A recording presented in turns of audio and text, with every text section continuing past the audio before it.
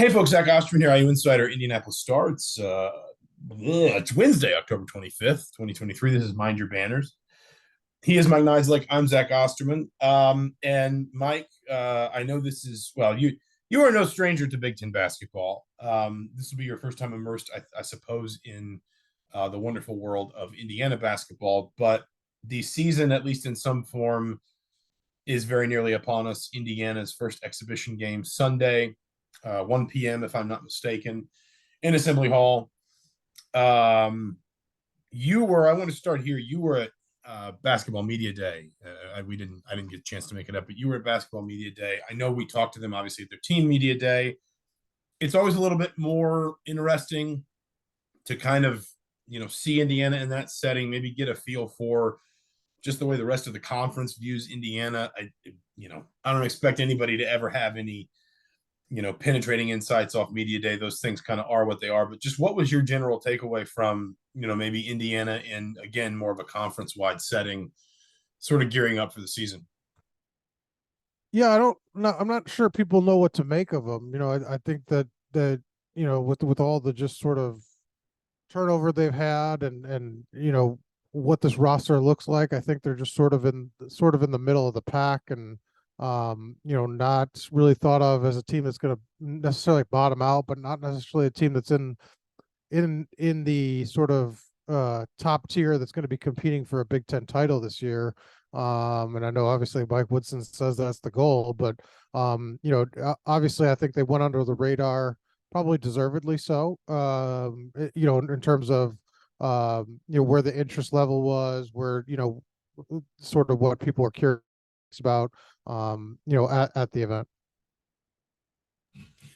It feels like more and more we've gotten to this place where, because of the portal, because of the nature of player movement, it feels like it is harder to group and rank the middle of the conference annually. That there's always two or three teams. This year I think it's Purdue, it's Michigan State, it's maybe to some extent, if you believe in Illinois with Terrence Shannon, the kind of a top two, top three.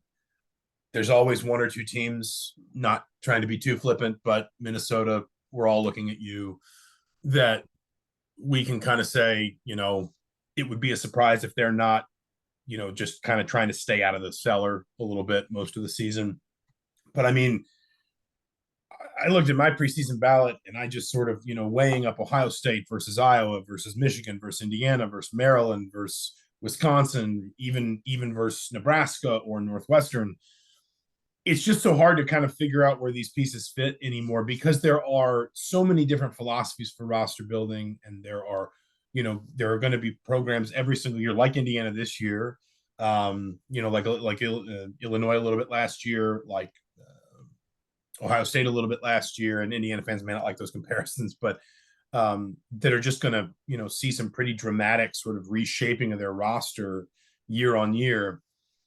And I think Indiana is a good example of, it's almost like you just kind of have to average out the good and the bad, and sort of say, well, it's hard, as you said, sort of under the radar a little bit. It's hard to see this team given all the turnover, all of what's left. Most teams don't get better for losing the third all-time leading scorer in program history.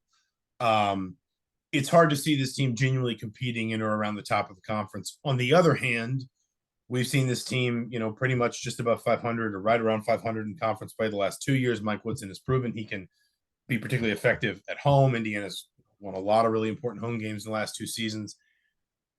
And you look at the overall talent level, Xavier Johnson, Malik Renew, Trey Galloway, Mackenzie and Bako Kalo wear a strong bench. And you just sort of feel like, again, it's almost like a math equation where you stick the good and the bad in, you divide by two. And Indiana just sort of feels like one of those teams that lands, somewhere 6 to 8, 6 to 9 in your conference. You just kind of assume Yeah, that that's where they fit.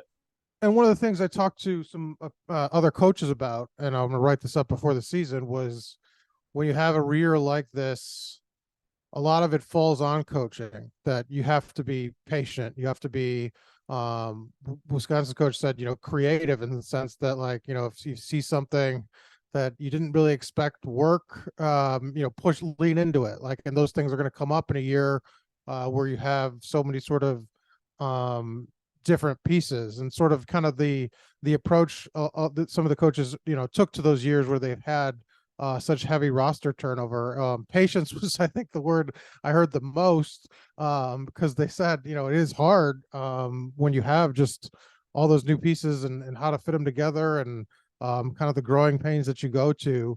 So I think a lot of it's going to be on Mike Woodson, and this will be a good test for him in terms of at the collegiate level, what he can do to sort of, I think you've talked a lot about this and are going to write about it, kind of build a team in his own image, that he's not stuck with sort of the roster he came in with, and the talent, and sort of building around that, now that he's building it around himself and his philosophy and his what he wants to do on the offensive defensive end, because of how he put the roster together.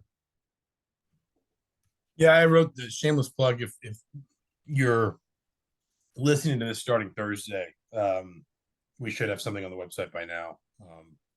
IndyStar.com/sports or HeraldTimesOnline.com if the HT picks it up too.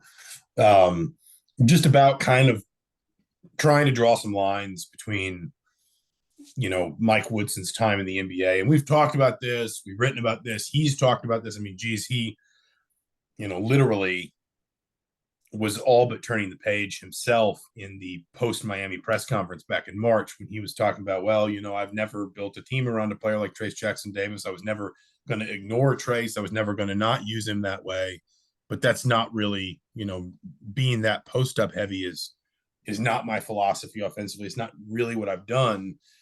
Trying to draw some comparisons to the teams he had in New York, and particularly Atlanta, where he was very much kind of foundational to building that team up from, almost its beginnings. Versatile players, length, athleticism, interchangeability. Obviously point guard, I think, is always going to be its own thing for him, like it is for most coaches, that player's got just a different set of responsibilities, going to coach him a little differently. He's always said he's going to be harder on that player. But, when you look at a team that maybe goes from more defined roles, especially when you talk about like 3, 4, 5, Miller Kopp, Race Thompson, Trayce Jackson-Davis, to a team where, for example, if you're starting Mackenzie Mbako, Malik Renew, Kalel Ware, well, each of those guys can probably score on you at different levels, can probably be used in different ways within the offense. And, it's really easy to talk about everybody like they're good in the preseason, but it does feel like there's a real sort of reflection now of Woodson, I don't want to say getting the team, build the team he wants, because listen, especially when you're in college, yes, you have the portal and NIL and all this. Guys are always going to be transient. If you have a player that fits, you can't go give them a bigger contract. They're just going to go to the NBA if they're good enough. It's not like being in the NBA where you can draft a rookie and develop him, and by the time he's ready for his extension, you can say, yes, he's a centerpiece for us, and we're going to keep him around for the next 5 years. But a team that maybe reflects more of sort of those values that Woodson would have, kind of, I don't know what the word would be, just sort of overlaid onto his Atlanta teams and his New York teams. Not to give your story away, did you find were his New York teams different just because of the Carmelo of it all? Like you said, Atlanta was sort of the I spent, so I got to talk to Speedy Claxton, among other people, who's with him in Atlanta, and so I got more insight into the Atlanta side. I think the other thing about Atlanta is he was just head coach there longer, and whereas he takes over in New York, and I think he's looking for some of those same things. First of all, I think, he has said this, and I think this is probably fair. I think some of his concepts were probably more widely acknowledged and appreciated by the time he takes over in New York, as opposed to Atlanta, when everybody's like, what are you doing just drafting all these forwards? Like, why is everybody on your team 6'6" to 6'9"? The league matched up with him at that point, but we didn't. Yeah. And why are you switching so much on defense? And why are you telling Josh Smith he can guard point guards and that kind of stuff? But the other thing was, I mean, the Hawks hired him at the beginning of a rebuild. And he was, he had his hands in, just sort of saying, like, personnel decisions, young players, how we're going to develop them. what we're going to do with them and all that. Whereas with New York, obviously, he was there, you know, he was head coach for a shorter period of time. As you said, he inherits a roster that's already kind of got a bit of an established hierarchy to it. Um, but it was particularly interesting to kind of dig into his time in Atlanta, because again, that was when maybe that was not only maybe the time when he had more time to build a team, but also that was his first head coaching job. So you probably also kind of see the evolution of the way he, you know, his own thoughts on roster building kind of as his time wears on there. That's all I got. And do you was that? I thought that was a continuing thought. Like you just stopped. You were done. That was it. I ran End into of a wall. sentence. Um, well, when you look at this team, I mean, I think a good question is, as we kind of preview things, what is what? I mean, do you feel like it's going to come down to one or two players developing? Like, I mean, is this going to be sort of that kind of team, or what do you kind of view as the keys, sort of to, I don't know what their ceiling is. Like I said, I don't think they're going to compete for a Big Ten title, but I mean, I think tournament team obviously is the goal, but to be sort of a little bit of a higher seed, what do you think has to happen for them to be successful? I mean, I think it is to some extent like where the system meets the talent. And like there's always, you know, I mean, Woodson keeps bringing up Caleb Banks and CJ Gunn as an example, and he keeps talking about those two as guys that he needs to step into larger roles as sophomores. And that's interesting to me because I think when you know, if you polled the average IU fan, you said who are like the who are the three players you're most interested in ahead of this season, they'd probably They tell you probably like, wouldn't be in like the top five. Yeah. yeah, Mackenzie Mbako, Xavier Johnson, Kalel Ware, you know, Renew. Yeah. yeah, Malik Renew, probably Trey Galloway. Probably you're starting basically what is I think we can probably guess with a relative degree of certainty is Indiana's starting five if they're healthy on the opening night. Um, but it's interesting to me. Woodson keeps bringing those two up, you know, because I think that in different ways, you know, Gunn with his shot making ability and his wingspan, his length, and Banks just with the versatility. I've told this story many times, but I think it has always felt really sort of telling of Caleb Banks. He transferred high schools before his junior year, and his high school coach that he transferred in to play for had coached all kinds of Division I prospects. He'd been head coach for like 25, 30 years in the Atlanta area. And Banks was sitting in his office near the beginning of his junior year, and he was kind of fretting, like, "Coach, I don't have any offers. You know, I'm worried about I don't have any offers." And his coach was just like, "You really don't have any idea how good you are. Like, you're sitting here worried about offers. Like, you have no idea how good you are, do you? Like, they're gonna come. You're gonna be fine. Trust me. You know, can you even see your ceiling right now?" Um, you know, Banks is another one of those players that I think Indiana's got high hopes for in terms of maybe him developing into that sort of player. But I think it's as much about where the system meets those players, because I think the other part of this is if you take Mike Woodson at his word, and he's, you know, like any coach, he'll obfuscate and he'll prevaricate or whatever, but you know, So should we ask him who Indiana's starting quarterback is yeah, every well, week then? yeah. I mean, but the point is, he tends to be a little more open and honest than most, and he'll, you know, if we take him at his word, Indiana's going to look a lot different, particularly offensively this year. You know, big men I think are going to have a lot more room to pick and pop.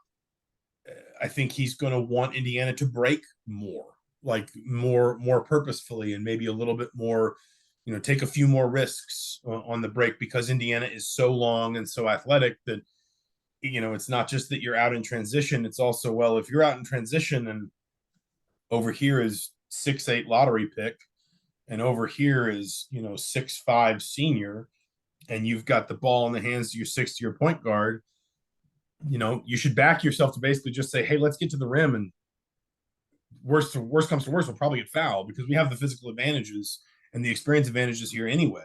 He even used the Z word, and I know, listen, you know, we live in a conference where Mike Izzo, Tom Izzo's alter ego, Mike Izzo. We live in a world where Tom Izzo uses promises that Michigan State may play a little zone every September, and then never does. So I always take coaches, man-to-man coaches. I always take any sort of suggestion of zone with a grain of salt. But he even said to me, Indiana might play a little some zone this year, just because he thinks that they're going to be so long and athletic that his words were, we can junk it up a little bit defensively and do some different things. And he said that in the context of an answer about pressing more. And it's, I think generally it's easier to play zone out of a press than play man out of a press, because as the press sort of compresses back toward the half court, you can just fall into a zone rather than having to sort of make order out of chaos and everybody find their man and mark up quickly. So my point is, I think that there's a lot of sort of, I don't want to say unpolished diamonds. That's a cheesy cliche. And I think that there's, I think it's probably doing a disservice to where the skill levels are of a number of these guys. But it's kind of this question of like, where do the Mountain and Muhammad meet between Woodson's system and what he's going to ask this very different team to do, perhaps very differently than what we saw the last 2 years. And then obviously also, where some of these guys are in terms of, does Trey Galloway have another level to go up? Does, how much has Malik Renew developed? Those kinds of things. Well, yeah, I think you kind of hit it, when you talk about the front court, just because you have so many, questions, obviously with, Xavier. I think he gives you kind of a base and, somebody to lean on at guard. But in terms of the front court, I mean, it's all guys that have something to prove. I think Ware's is just a fascinating story, just because, I mean, if you go back and look at those quotes, at Oregon, in terms of, Dana Altman, calling him out. I mean, you rarely see that from a coach. And, this kid was a lottery pick projected before he got to college, and then has sort of fallen off the map.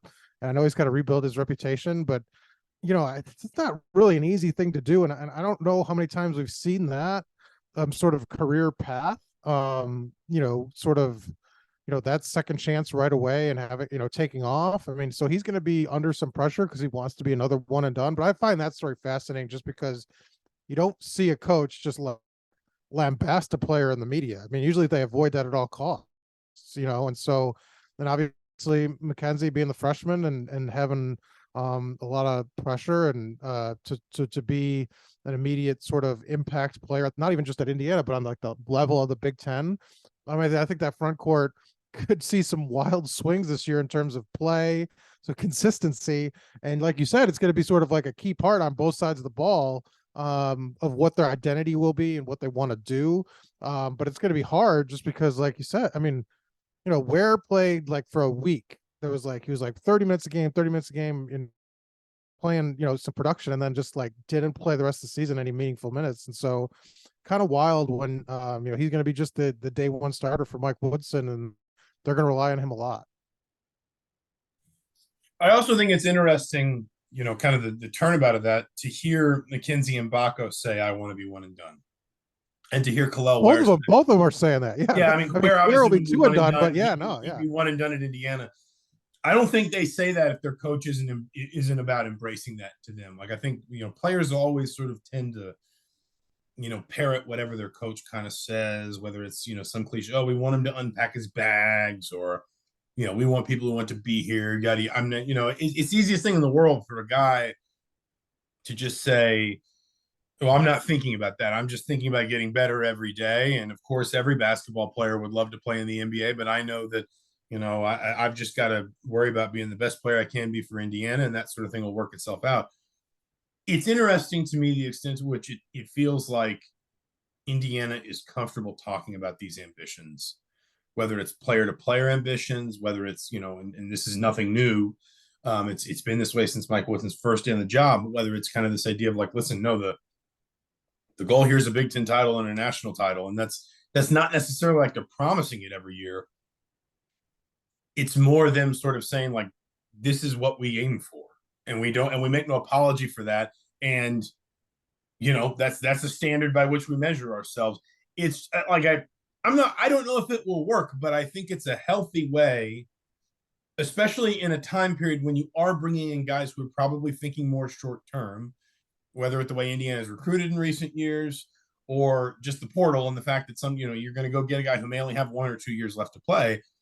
I think it's a healthy, it's a refreshing sort of honesty, and it's possibly a healthy way of just letting everybody sort of come to the table with everything out in the open, and nobody sort of having a, I don't know, I don't say a hidden agenda, but everybody just sort of saying, listen, these are our personal goals. This is how they fit into the larger goal. And we're not afraid to talk about that. Well, yeah, it reminds me just of, when you're talking about professional level sort of approach, like in Alabama football, where it's like, well, if you're good, you're going to be gone, and you're going to play, and just kind of treating these guys like future pros essentially, that and sort of acknowledging that this is the process. And so I think it's a healthy approach, and it obviously makes sense given Mike Woodson's background as an NBA coach, that this is how he's going to sort of approach it. He knows the goals of all these kids, and I think you treat them differently in sort of the margins, but in terms of the overall goals of a roster, I mean, it's the same at the NBA level. And I think that's kind of how I approach it. And I think it's healthy, because like you said, these guys, that's where they're at. I mean, especially if you're going to recruit, like you said, at that seat at the table, this is what you get. On the other hand, I've said this too. I think, it's kind of some of the points you've made about a remade roster and trying to figure out where guys are. I wouldn't be shocked if it's not the prettiest November, December for Indiana. Like it's funny. Like, again, I reference Izzo here. Every year, college basketball media seems to get locked in the same cycle, which is that they say, good for Tom Izzo. He's scheduled tough. He put he's not shying away in November and December. He's going to be playing Duke. He's going to be playing Kansas. He's going to be playing North Carolina. Michigan State's going to be in Maui. They're going to do this. They're going to do that. And then Michigan State gets to Christmas and they're like 8-4. And college basketball media says, is Mike Izzo? Why am I doing this? Where's this coming from? Is Tom Izzo losing it at Michigan State? Is this Michigan State team, is this a down year for Izzo? Is this the year that the NCAA tournament streak finally ends? And then inevitably by March, they're a top 5 seed in the Big Ten tournament. They're comfortably in the NCAA tournament, and they wind up in the Sweet 16. And I'm not saying that's the course of travel for Indiana necessarily, but what I am saying is, I think a lot of people give Izzo credit for scheduling the way he does because, frankly, we just want to see good college basketball games in November and December. I think Izzo schedules the way he does because he thinks, I would rather see all the warts before Christmas because I'm not here to be number one at Christmas. Nobody ever won a national championship on New Year's Day. And I think that, I don't know if Mike Woodson thinks about it quite the same way, but I think one of the benefits of Mike Woodson's scheduling approach is when you have a team like this, I do suspect we're going to see some warts early on from Indiana. But the flip side is Indiana's going to get a very real look at what it is, where it's good and where it needs to improve long before it gets to the meat of its Big Ten schedule. And I think that's no bad thing. I think it helped them last year, to be honest. And obviously last year's a different dynamic, that 3-game losing streak in January, and obviously losing Xavier Johnson. But I think it helped them last season to just sort of have to confront, some of what they were bad at, frankly, very early in the process. Yeah, but I think one thing that Indiana will have to be careful of, just because they're sort of, I think, starting this out, is that Izzo's teams generally have a little more depth. And so, you talk about injury to Xavier. I mean, a setback like that this season, would be sort of more detrimental than a team like Michigan State, where it has some more, I think, 1 through 10, probably a better, total roster, obviously. These last 15, 20 years than Indiana's had as they kind of start out sort of building this thing. So I think that's the challenge. Like when you start out the harder schedule, like this, I think it's going to be good for this team and building this team, but at the same time, will be tough on them. They will get a little worn down. And so it'll be interesting to see, like you said, when you come out of it in January, you do get a little more space between those games with the holidays, but as they get back into the real start of the Big Ten schedule, can they overcome some of that? And are they healthy enough? Because I think injuries would really hurt this team, where Michigan State, has been pretty lucky injury wise. I can't even remember like the last time they've had like a significant guy go down for a long time. But has more depth than I think Indiana does at this point. I mean, as they kind of build this thing. The one thing I will say too, I mean, just the kind of question of testing yourself. I mean, Indiana's got a starting November 19th. Indiana will play UConn and then one more game in New York. They'll play Harvard in Indianapolis, which I mean they should win that game, but Harvard is one of those programs that at least kind of knows what it's about, and is probably going to see that game as a free hit, understandably. Then they host Maryland, then they're at Michigan, then Auburn on a neutral floor, then Kansas at home. I would argue there's no stretch, at least on paper, because we don't know what the Big Ten's going to look like, in a hard and fast way until we actually get into the season. But at least on paper, I would argue there's no stretch of the Big Ten schedule that's that hard. I don't like that. I don't think there's a month of their Big Ten schedule as it's currently constituted, what we understand of it right now, that is as difficult as that stretch of UConn +1 in New York, Harvard and Indy, the two Big Ten games, which, Indiana's had years where it's like, vintage Northwestern, vintage Penn State, not to be flippant, but you understand what I'm saying. That's your two non-conference, or that's your two conference games in December. That is a higher profile pair of matchups for those two Big Ten December games than Indiana has normally gotten in the past. Then Auburn, then Kansas. I also think, I mean, to your point, and basketball's not football, but you talk about physical wear and tear, also possibly mental wear and tear. The other part of this is, could you just find your way to a couple of big scalps there, beat Auburn and Kansas, or maybe you manage to win one or both of those first Big Ten games and then Kansas or Auburn. Just give yourself enough, stay healthy, as you said, and give yourself enough to feel like you've got that platform. You've maybe endured some struggles, but you feel like you've also got that platform to really carry into Big Ten play. When, again, I would argue, a 6-7 game stretch, I don't know if there's one quite so difficult at any point in the Big Ten season is that for Indiana.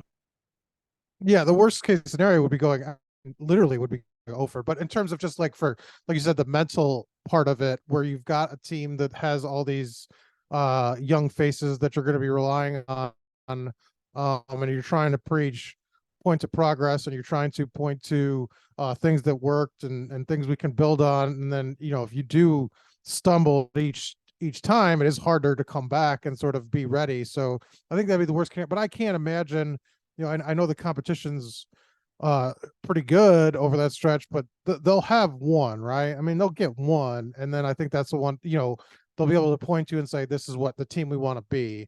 Or at least that's what, obviously, I think what Mike Woodson's hoping. He said don't play anywhere, but you want to win some of those games, and it is going to be tough. But like you said, with a team that's you like you said, you were much mentally trying to get out of that stretch if everything goes wrong. But I mean, that's literally the worst case scenario. I guess I mean, it's cliche, but to round this off, and then we'll do a little football before we wrap up. What are the things that you're looking at first, even in some of these obviously exhibitions, even in some of these home non-conference games that Indiana should probably win comfortably? Or whether it's players, whether it's system, whether it's just whatever it is. I mean, between what we already knew of this team, the stuff that we've learned through the preseason, what you were able to observe and sort of glean from Big Ten Media Day. I mean, are there like some things at the top of the list that you're sort of like, I'm curious to try and learn this first, I guess, about this team? Yeah, well, I mean, like I think you mentioned it, like you can kind of guess the starters, right? But in terms of like what's the next group, like I mean, who does he rely on off the bench? Does a guy like Xavier just going to be a guy that averages tons of minutes because they can't replace him? Is there a guy like that on the team? I think just kind of rotations, guys that they trust off the bench, and then is there a guy that they just can't get off the floor because they're worried that they can't replace his production or sort of what he brings? Xavier would seem to be the guy that might fall into that category. And obviously a veteran who could probably handle that more. But just in terms of like What's that second group like? How much trust does he have in them? And then what can they do? I mean, because you can kind of see the upside of that starting five, right? I mean, you see that upside of that front court right out the gate. You talked about their length and size. Ware and McKenzie next to each other might cover half the court, standing fingertip to fingertip. But what's the upside of that second group? I mean, you got kind of like a guy like Peyton Sparks who they want to do the dirty work. You got some guys like that, but who do they trust? I think will be a big deal. I think the other thing I'm curious about, everybody I think is going to have their eyes on that UConn game. It's the fourth game of the season.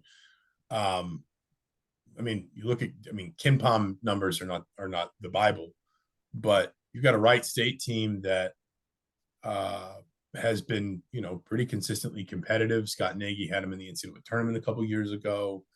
They've been 500 or better every single in the Horizon League every single year that he's been there. Last year was actually, I think, the only year that they didn't finish above 500 in his tenure.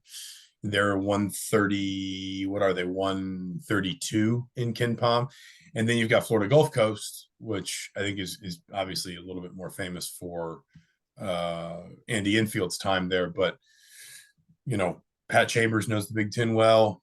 At one point last year, they were 13-4 before things kind of bottomed out in conference play. That was Chambers' first season. They're 147 in Ken Pom.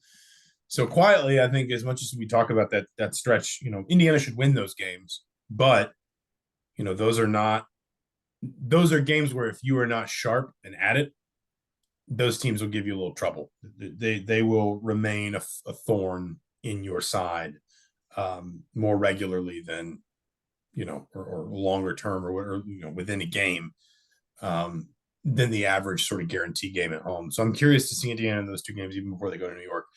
Let's do just like a couple minutes on football. I don't want to ignore it, but I know that probably people aren't eager to talk about it either. Indiana loses 31-14 against Rutgers at home last week, and they're at Penn State this week, and they're a heavy underdog. They'll be a heavy underdog against Wisconsin, I suspect, next week. It's really hard to see where this team kind of finds the confidence to stand itself back up again at this point. It felt like Rutgers was a game they needed to win, and to lose it the way they did, I think felt, no matter what anybody says, it felt visibly discouraging for them to not really even be able to rally enough to make that a competitive game in the second half. I mean, Indiana, just to be exact, is a 32.5 point underdog. The over-under is 45.5. So the expectation is they won't even score two touchdowns. And that's kind of where they're at right now.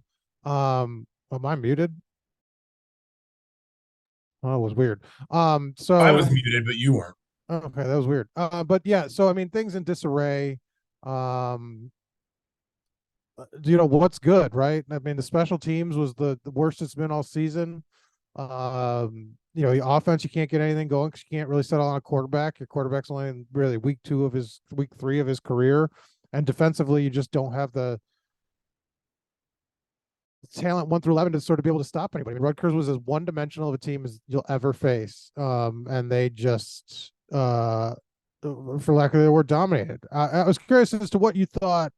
When you get to a point and the coach is at, maybe facing the end, that last press conference after the game, Tom Allen seemed like he was not at peace, but maybe knew that the road's getting short here for even though you got the buyout. But yeah, I mean, obviously there's the wider question of what Indiana wants long term, and I think that there will be questions to ask in all likelihood of Scott Dolson about sort of his vision for the program going forward and where Tom Allen fits into that. I don't think any of those decisions have been made yet.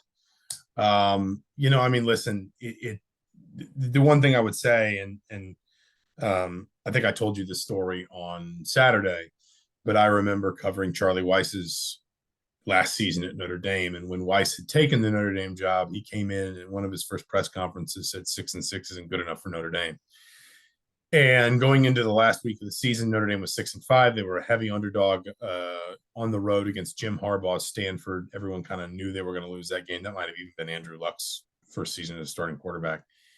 at Stanford, and one of the longest tenured members of the Notre Dame press corps just got the microphone and said, "Charlie, you said 6-6 wasn't good enough for Notre Dame. If you lose Saturday, you'll finish 6-6. Would you understand people who feel that that's not good enough now?" And Charlie said, "Yeah, I would." Basically, he just said, I acknowledge what you're saying, and I won't argue with it. Obviously, Indiana's not Notre Dame. I'm not making that comparison, but I don't think anybody can get around 2-20 in your last 22 Big Ten games.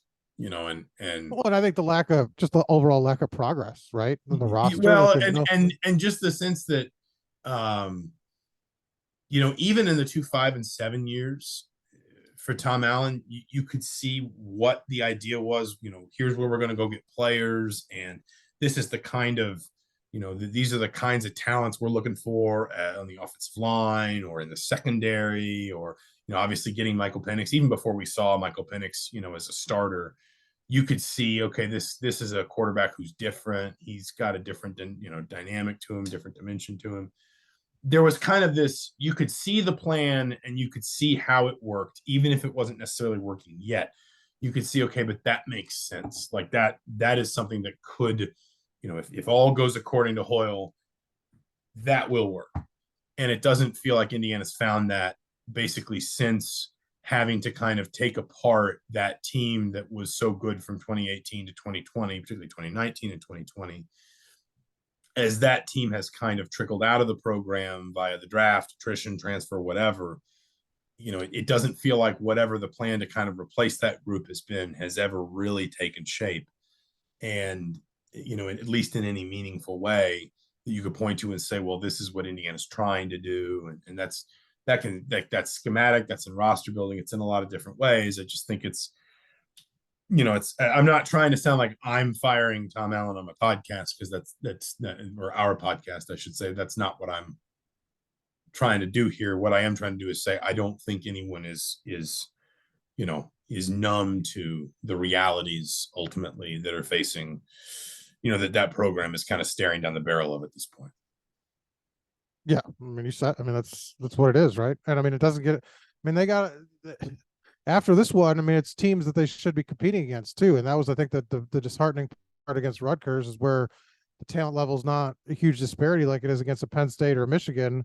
And Rutgers is celebrating, bowl eligibility and doing it in impressive fashion. And so that's, I think, where you say, like, what do you point to and say, we feel good about this? And if you're an Indiana fan or an Indiana administrator or within the program, and it's just not there right now. We'll leave it there. Indiana, Penn State Saturday. Who they got? Do they play? They play Indy first, right, in the exhibition season, and then Marion. I'm not losing my mind. Yeah. So Indiana, Indy in basketball Sunday. Women's basketball obviously also gets fired up soon. I think they had a closed door scrimmage this week. But we'll finish up there for now. For the Indianapolis Star, the Blue General Times, Mike Niziolek, I'm Zach Osterman. Thanks so much for listening. We'll talk to you soon.